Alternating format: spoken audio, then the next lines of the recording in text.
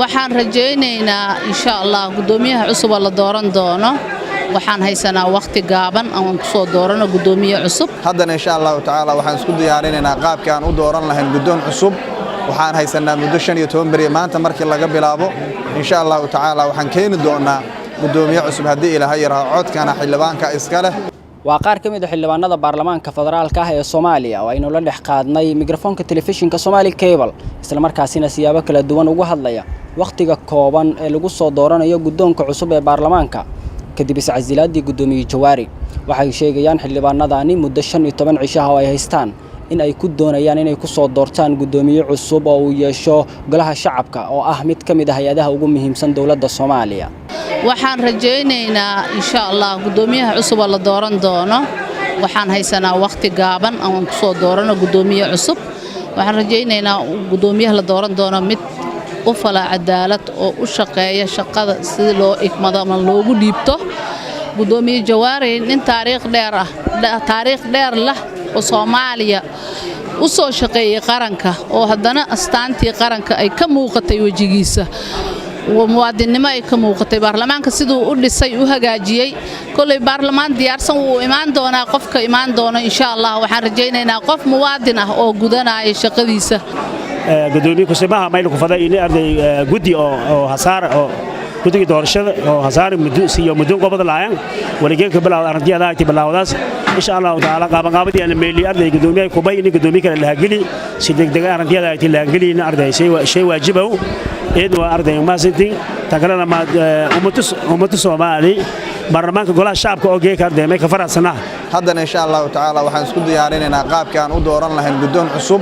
وحن هيسنا مدوشن يتوم بري ما أنت مركي لقى بلابو إن شاء الله تعالى وحن كين دونا gudoomiye cusub hadii Ilaahay yaraaco codkana xildhibaanka iska leh codkiisa isaga dooranaya waa loo dhaariyay dad wuxuu ugu dhaartay codkaas inuu u dhiibto si muwaadinimo ah iyo walatinimo ah midda labaad oo leeyahay waxay tahay in nagala sugaayo inaan ku soo dhisno muddo 15 maalmood ah si uu gudoomiyahani hore Jawaari uu xilka ugu wareejiyo gudoomiyaha cusub oo imaanaya waayo xilka hadda ma wareejin karo ilaa gudoomiyaha kale uu ka yimaado laakiin shaqada waxa noo sii wadaa gudoomiyahani ku xigeenka koowaad Muudey waxaan leeyahay ninkaan soo dooranayno xildhibaankeena ah mid fiirsanay oo aan si walbaba dhinac walbaba ka fiirno waayo masiirkii dhambaaba dusha naga saaran saasa xooga saarayna waxaan garab siinaynaa meeshii aan leenahay qofkan masiirkeena waa qaban karaa muddo 15 bariya oo ka bilaabanayda maalinka gudoomiyaha xilka uu ka dago ama kursigiisu banaanaado ayaa gudoomiyaha doorashadiisa lagu qabanaya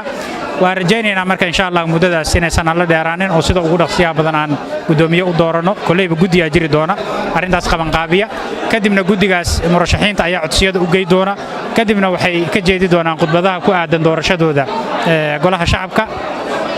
markaas ayaana loo xaday doona maalinta doorashada la qaban doona hadii Allah wadal ogolaado iyadoo xildhibaanada baarlamaanka federaalka ah ee Soomaaliya looga fadhiyo in muddo 15 cisho gudahooda ay ku soo doortaan hoggaan cusub oo baarlamaanka yeesho ayaa waxa jira murashaxiin badan oo doonaya in ay u tartamaan isla markaasina ay qabtaan xilka gudoonka sare ee baarlamaanka Soomaaliya waxayna arintani ka dambeysay kadib markii xildhibaanada qaar ka mid ah xildhibaanada baarlamaanka ay mooshin ka keeneen gudoomiye Jawaari taas oo dhalisay